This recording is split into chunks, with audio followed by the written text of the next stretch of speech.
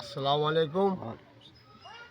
আমার মুসলমান ভাইদের জন্য একটু ইন্টারনেটে তো আসতে হয়, কেন দুনিয়াদারি এখন হকের ব্যাপার।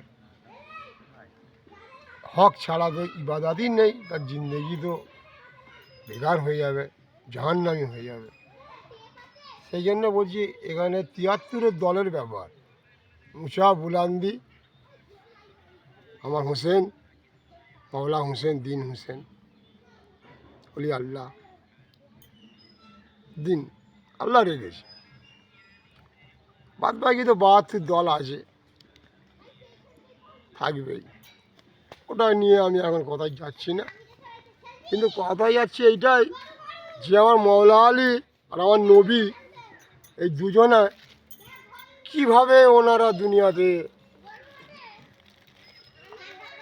আল্লাহ পেশ করলো, কিভাবে আল্লাহ দুনিয়াতে পেশ করেছে, কিভাবে ওনাদের বাহিনী।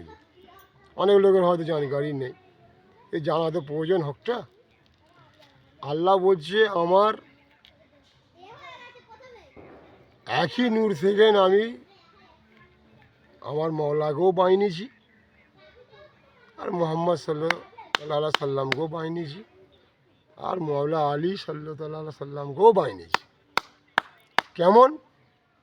আমি কারোর কোনো জিনিস তো নিয়ে আমি তো করিনি। আমার নূর নূর থেকে আমি নূর বার করে, কেন আমি এমনই নূর, দুনিয়ায় থাকলে দুনিয়া শেষ হয়ে যাবে, জ্বলে ছন্নমন্ন হয়ে যেতে পারে। আমি তো মুসা আল্লাহ সাল্লামের জামানায় আমি দেখিয়ে দিয়েছি।